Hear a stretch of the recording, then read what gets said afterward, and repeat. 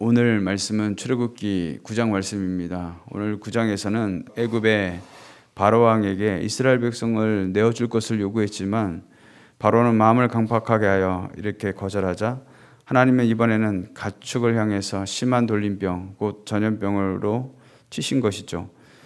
전염병은 자연적인 재앙임에도 성경은 하나님의 진노로 말미암아 내려지는 징계임을 분명히 밝히고 있습니다. 우리는 코로나라는 전염병의 위력이 얼마나 대단했는지 너무나도 잘 알고 있는 것이죠. 무섭게 퍼져가는 이 전염병 앞에서 일상이 멈춰지고 또 출입이 통제되며 많은 사람이 죽어갔음을 너무나도 잘 알고 있다는 것이죠. 과연 누가 이 전염병 하나로 3년 동안 고통받게 될 줄 알았겠습니까? 문제는 3년이 넘는 지금도 코로나는 소멸되지 않았다는 것이죠. 전문가들은 앞으로 더 많은 변종과 전염병이 이 땅에 나타날 것을 경고하고 있습니다. 이처럼 전염병은 인간의 삶에는 매우 치명적이다라는 것이죠.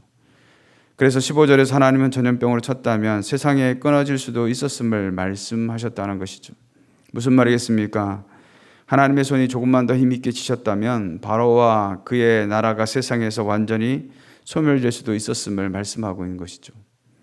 그럼에도 불구하고 바로를 계속 살려두는 것은 16절의 말씀처럼 하나님의 능력을 그에게 보이심으로 온 천하에 여호와 이름이 전파되게 하기 위해서다라고 말씀하고 있습니다.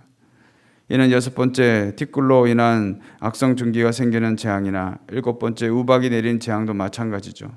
14절에 보시면 내가 이번에는 모든 재앙을 너와 내 신하와 내 백성에게 내려 온 천하에 나와 같은 자가 없음을 내가 알게 하리라 라고 하셨습니다. 16절에도 내가 너를 세웠음은 나의 능력을 내게 보이고 내 이름이 온 천하에 전파되게 하려 하였음이라 라고 말씀하고 있습니다. 이 말씀대로라면 이 땅을 향한 자연재해나 재앙은 여전히 우상 숭배가 심하고 죄악이 차고 넘치는 이 땅을 향해서 하나님의 경고하심이 아니고 무엇이겠냐라는 것이죠. 사랑하는 성도 여러분, 우리는 하나님이 행하시는 이적이나 기도 응답을 통해서만 하나님을 더 깊이 알아가는 것이 아니라는 것이죠. 오히려 세상을 향해 경고하시는 하나님의 음성에 더 귀를 기울일 줄 알아야 될 줄로 믿습니다. 자연재해가 정말로 자연을 훼손하는 인간의 자업자득으로만 생각해서는 안 된다는 것이죠. 결코 범죄함에도 회개치 않는 이 세상을 향한 엄중한 하나님의 경고다라는 것입니다. 그러나 5절에 기한을 정하여 기회를 주고 계신 것은 범죄한 인생을 향해서 그 죄에서 회개하여 돌이키기 원하시는 주님의 뜻이 아니고 무엇이겠습니까? 이러한 사실을 인식한다면 우리에게 주어진 시간을 어찌 육신의 정욕을 채우는 일에만 사용할 수 있겠냐라는 것입니다. 바라고 원하는 것은 나를 향하신 하나님의 뜻을 이루는 일에 오늘 하루도 순종하며 살아갈 수 있는 저와 여러분 되시기를 주님의 이름으로 축원을 드리겠습니다. 이러한 위기 상황에서도 하나님은 이스라엘 백성들이 피해를 입지 않도록 지키고 보호하고 계신다는 것이죠. 4절에 보면 여호와가 이스라엘의 가축과 애굽의 가축을 구별하리니 이스라엘 자손에게 속한 것은 하나도 죽지 아니하리라 라고 말씀하셨습니다. 이는 우박을 내릴 때에도 26절에 보면 고센 땅에는 우박으로 인한 피해가 없도록 하셨다는 것이죠. 무슨 말이겠습니까? 이는 하나님께서 자기의 백성의 이 생명을 악인과 함께 멸하지 아니하실 뿐만 아니라 그들의 소유에 대해서도 긍휼을 베푸시고 지키시고 보호하시는 줄로 믿습니다. 이를 어떻게 알 수 있겠습니까? 우리가 코로나라는 이 전염병을 경험해 봐서 알듯이 전염병은 국경도 없이 지구촌에 사람이 사는 곳이라면 퍼지지 않는 곳이 없을 정도로 지구촌 모든 사람들이 고통받을 수밖에 없었다라는 것이죠. 그렇다면 애굽에 임한 전염병은 어찌 고센 땅에 있는 이스라엘 백성들만 피해갈 수 있었겠냐라는 것이죠.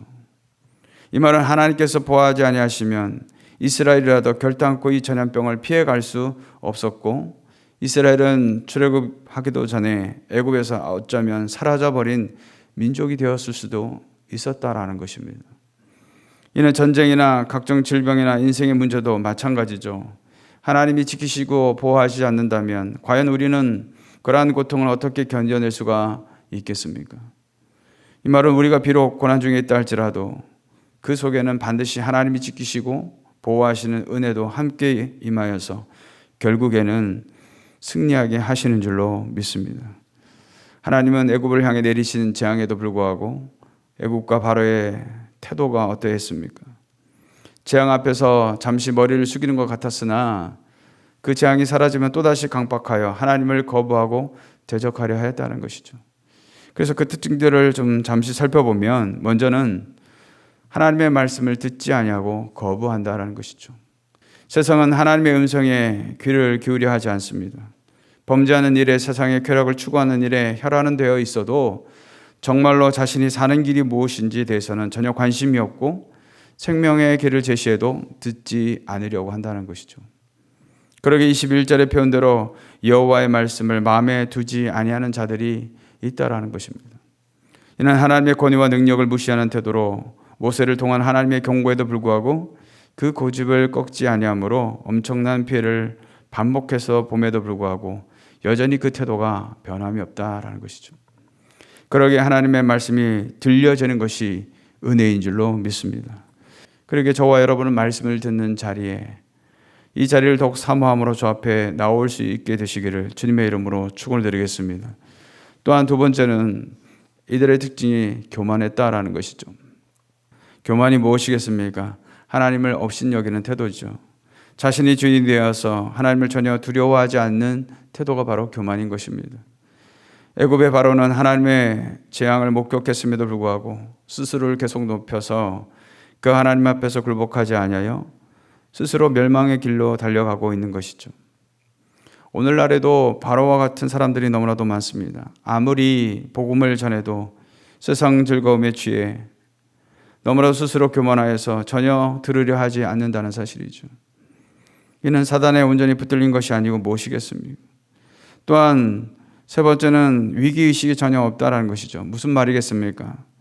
애굽에 내린 재앙 앞에서는 두 손 두 발 다 든 것처럼 행동하지만 그것도 잠깐이라는 것입니다. 재앙이 끝나면 다시 여전히 강팍한 마음으로 돌아가더라라는 것이죠. 34절에 보시면 바로가 비와 우박과 우레소리가 그친 것을 보고 다시 범죄하여 라고 말씀하고 있습니다.